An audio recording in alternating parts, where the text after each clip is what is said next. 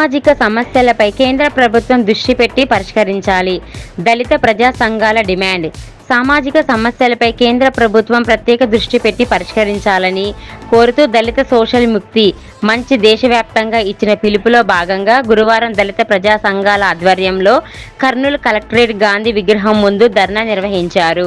Kurnool new city అధ్యక్షులు యేసరాజు అధ్యక్షతన జరిగిన ధర్నా కార్యక్రమాన్ని ఉద్దేశించి కేవీపీఎస్ రజక వృత్తిదారుల సంఘం, కాటి కాపరి గుంతలు తీసి బేకర్ల సంఘము, ఎస్ఎఫ్ఐ చర్మకార వృద్ధిదారుల సంఘము, దళిత ఉద్యోగుల సంఘము, దళిత మహిళా సంఘము, స్కావెంజర్స్ కార్మిక హక్కుల పోరాట సంఘము, పిఎన్ఎం సంఘాల జిల్లా ప్రధాన కార్యదర్శులు M D Anandababu, C Gurusekharu, N G Krishna, S Abdullah, Sumala Antoni, K Rajkumaru, D Vijayamma, Andhra Guruswamy, Raju CITU జిల్లా ఉపాధ్యక్షులు మారెల రామాంజనేయులు, సమాచార హక్కు ఐక్యవేదిక నాయకులు టి లక్ష్మీనారాయణ, డివైఎఫ్ఐ జిల్లా అధ్యక్షులు రాఘవేంద్ర, ఆంధ్రప్రదేశ్ డప్పు కళాకారుల సంఘం జిల్లా ఉపాధ్యక్షులు జె వెంకటేశ్వర్లు మాట్లాడారు.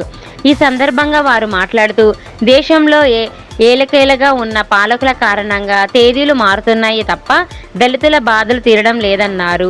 దళితుల సామాజిక స్థితిగతులను మారాలంటే సోషల్ కాంపోనెంట్ ప్లాన్ను అమలు పరిచి తీరాలని ఆనాటి కేంద్ర ప్రభుత్వం చెప్పింది తప్ప బడ్జెట్లు కేటాయించిన బడ్జెట్లు అమలు చేయడంలోనూ లోపాలు కొనసాగుతూ వస్తున్నాయి అన్నారు.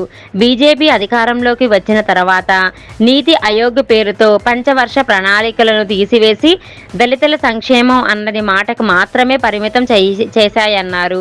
2013లో ఉమ్మడి ఆంధ్ర రాష్ట్రంలో ఎస్సీ ఎస్టీ సబ్ ప్లాన్ చట్టాన్ని సాధించినప్పుడు ఏపీ తరహాలో దేశం మొత్తం సబ్ ప్లాన్ చట్టాన్ని అమలు చేస్తామన్న హామీతో ముందుకెళ్లిన మోడీ మూడవసారి అధికారాన్ని చేపట్టినా దాని ఊసు మాత్రం ఎత్తడం లేదన్నారు. దళిత గిరిజనులకు జనాభా ప్రాతిపదికన బడ్జెట్లో నిధులు కేటాయించే విధంగా జాతీయ స్థాయిలోనే ఎస్సీ ఎస్టీ సబ్ ప్లాన్ చట్టాన్ని అమలు చేయాలన్నారు. ప్రభుత్వ రంగాల ప్రైవేటీకరణను ఆపి ఖాళీగా ఉన్న బ్యాంకింగ్ పోస్టులు అన్నిటినీ భర్తీ చేయాలన్నారు. ప్రైవేట్ రంగంలో రిజర్వేషన్ల అమలు బిల్లును ఈ పార్లమెంటు సమావేశంలోనే ఆమోదించాలన్నారు. ప్రమోషన్లో రిజర్వేషన్లకు రాజ్యాంగ రక్షణ కల్పించాలని, ఎస్సీ ఎస్టీ ఆట్రాసిటీ చట్టాన్ని పకడ్బందీగా అమలు చేయాలని వారు డిమాండ్ చేశారు. ఈరోజు దేశవ్యాప్తంగా అన్ని జిల్లా కేంద్రాల్లో ఆందోళన కార్యక్రమాలు నిర్వహించామని, ఇప్పటికైనా కేంద్ర ప్రభుత్వం స్పందించకపోతే జాతీయ స్థాయిలో మరింత పెద్ద ఎత్తున ఉద్యమిస్తామని వారు హెచ్చరించారు. ధర్నా కార్యక్రమంలో కేవీపీఎస్ జిల్లా నాయకులు రోషయ్య, చిన్న వ్యాపారస్తుల సంఘం నాయకులు లాలు, చర్మకార వృత్తిదారుల సంఘం జిల్లా ఉపాధ్యక్షులు ఎన్ చక్రపాణి, నాయకులు బీదన్న, డప్పు కళాకారుల సంఘం జిల్లా నాయకులు బైరాపురం కృష్ణ, రామకృష్ణ, మహిళా నాయకులు జయమ్మ, పిఎన్ఎం నాయకులు బతకన్న, బాలు తదితరులు పాల్గొన్నారు.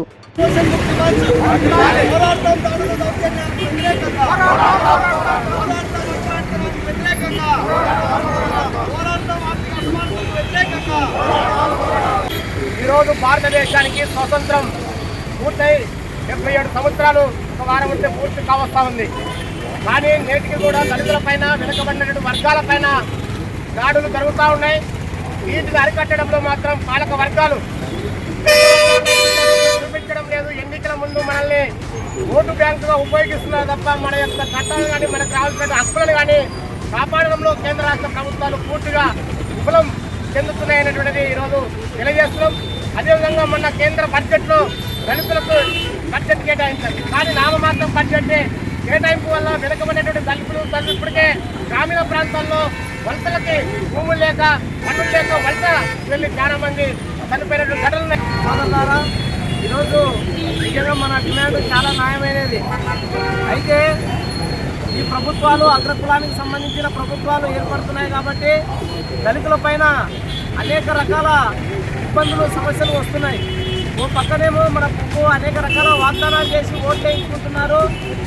ఆ ఎన్నికలు అయిపోయిన తర్వాత అధికారంలో కూర్చున్న ఏ పార్టీ అయినా సరే మనం నష్టం చేసే విధానాలు అమలు చేస్తుంది తప్ప నిజంగా మనము అన్ని రకాల ఆదుకునే రకంగా ఈ ప్రభుత్వాలు చేయడం లేదని మనం గుర్తించాలా. గతంలో ఉన్న వైసీపీ ప్రభుత్వం ఎవరైతే న్యాయమైన పద్ధతుల్లో మాకు సౌకర్యాలు కావాలని కోరినారో వాళ్ళను చంపి డోర్ డెలివరీ చేసిన పరిస్థితి కూడా మనకు గుర్తుంది. ఆ ప్రభుత్వం మోసము, దగాకోరు విధానాలు అమలు చేసింది కాబట్టి మాకు ఓట్లేయండి అని తెలుగుదేశం ప్రభుత్వం ఆయన అనేక రకాల వాగ్దానాలు చేసి మనతో ఓట్లు వేసుకొని అధికారంలోకి వచ్చిన వెంటనే దళితుల పైన ట్రాక్టర్లతో తొక్కించి ఆ రకంగా చంపిన పరిస్థితిని కూడా మనం చూస్తున్నాం. కాబట్టి ఏ ప్రభుత్వాలైనా సరే ఇవి అగ్రకుల పెత్తందారి ప్రభుత్వాలు అనేది మనం గుర్తించాలా.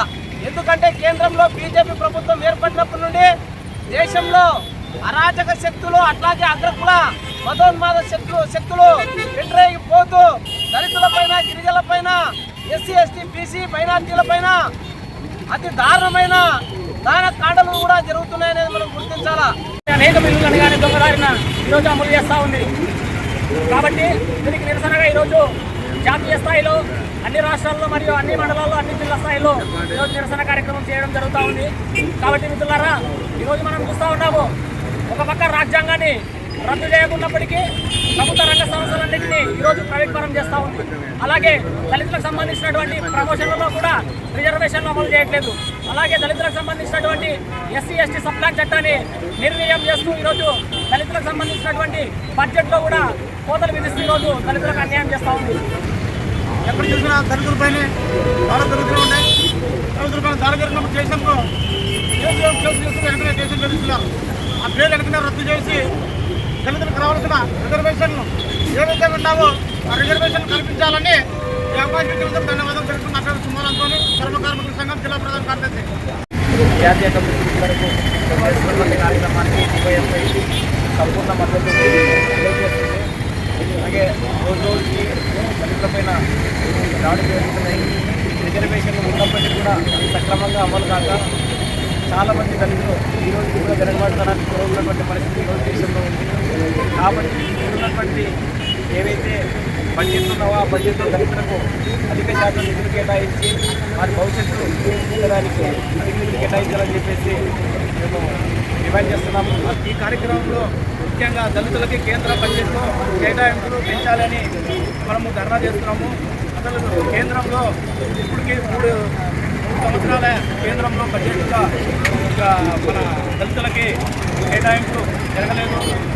బడ్జెట్లో సప్లై నిధులు చేస్తున్నారా లేదా? గత ప్రభుత్వంలో ఇక్కడ వైసీపీ ప్రభుత్వంలో బడ్జెట్ కేటాయింపులు జరగలేదు. కాబట్టి ఎస్సీ కార్పొరేషన్ నిధులు కూడా పక్కదావ పట్టించారు. కనీసం ఇప్పుడున్న ప్రభుత్వంలో కూడా ఎస్సీ కార్పొరేషన్ నిధులు కేటాయిస్తారని కోరుతూ దళిత గిరిజన ప్రజా సంఘాల ఐక్యత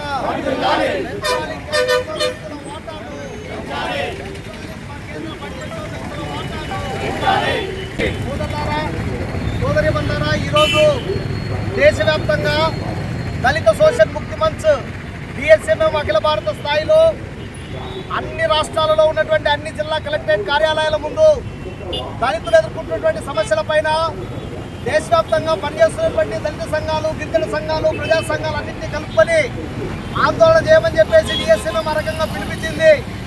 ఆ పిలుపులో భాగంగానే ఈరోజు రాష్ట్ర వ్యాప్తంగా కూడా ఈ ఆంధ్ర రాష్ట్రంలో కూడా అన్ని జిల్లా కలెక్టరేట్ కార్యాలయాల ముందు ఈ ఆందోళన కార్యక్రమాన్ని నిర్వహిస్తూ ఉన్నాం. మేము ఏదైతే ఈ ఆందోళన కార్యక్రమాన్ని నిర్వహిస్తూ ఉన్నామో సహేతుకమైనటువంటి డిమాండ్లతోటి, న్యాయమైన డిమాండ్లతోటి ఈ ఆందోళన కార్యక్రమాన్ని నిర్వహిస్తూ ఉన్నాం. రాష్ట్ర వ్యాప్తంగా కాదు, దేశవ్యాప్తంగా కూడా మనం చూస్తాం దళితుల పైన దాడులు, దౌర్జన్యాలనేటువంటి రోజు రోజుకు పెరుగుతూ ఉన్నాయి. చాలా ఆర్థిక హీనులుగా చేస్తున్న పరిస్థితి ఉంది. నేటికి అట్రాంతరం అవమానాలనేటువంటి కొనసాగుతూ ఉన్నాయి. దీనికి ప్రధానమైనటువంటి కారణం ఏదైతే ఉందో ఆర్థిక హీనత అనేటువంటిది. దాన్ని పరిపూర్ణంగా బడ్జెట్లో నిధులు కేటాయించి ఆ తరగతులను సామాజిక విముక్తులు చేయడంలో కేంద్రంలో ఉన్న ప్రభుత్వం కానీ రాష్ట్రంలో ఉన్న ప్రభుత్వం కానీ చాలా నిర్లక్ష్యంగా ఉంది అని చెప్పేసి ఈరోజు మనకు కనిపిస్తూ ఉంది. అందుకోసమే కేంద్ర బడ్జెట్లో దళితుల జనాభా ఎంతైతే ఉందో ఆ రకంగా దళితులు, గిరిజనుల జనాభా ప్రాతిపదికన బడ్జెట్లో నిధులు కేటాయించి ఆ రకంగా ఖర్చు చేయాలి అని చెప్పేసి ఈ సందర్భంగా మేము డిమాండ్ చేస్తూ ఉన్నాం. గతంలో ఎస్సీ సప్లాన్ అనేటువంటిది, ఎస్సీ స్పెషల్ కాంపోనెంట్ ప్లాన్ అనేటువంటిది ఉండేది. కానీ స్పెషల్ కాంపోనెంట్ ప్లాన్ అనేటువంటిది ఎక్కడా కూడా అమలు కానటువంటి దుర్మార్గమైన పరిస్థితి ఉంది.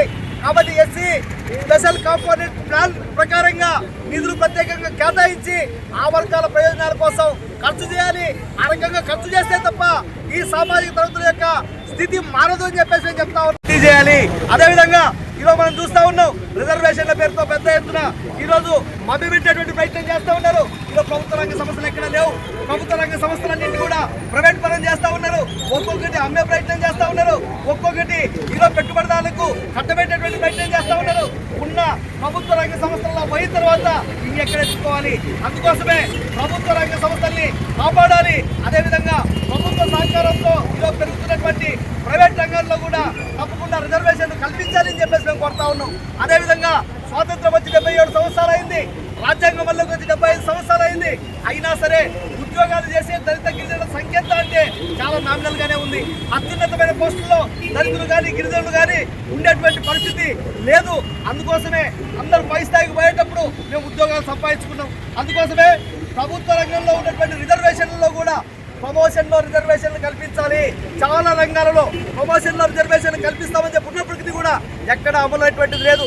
అందుకోసమే దానికి రాజ్యాంగపరమైనటువంటి రక్షణ చట్టాన్ని చేయాలి. ఆ రకంగా రిజర్వేషన్లకు రక్షణ కల్పించాలి అని చెప్పేసి మేము ఈ సందర్భంగా డిమాండ్ చేస్తా ఉన్నాం. దళితులపైన దాడులు దౌర్జన్యాలను ఎప్పటికప్పుడు అరికట్టాలి. అలా ప్రవర్తించిన వాళ్ళపైన కఠినంగా వ్యవహరించాలి. లేకపోతే ఈ ఉద్యమాన్ని దేశవ్యాప్తంగా మరింత పెద్ద ఎత్తున ఉద్యమిస్తామని చెప్పేసి తెలియజేస్తాం.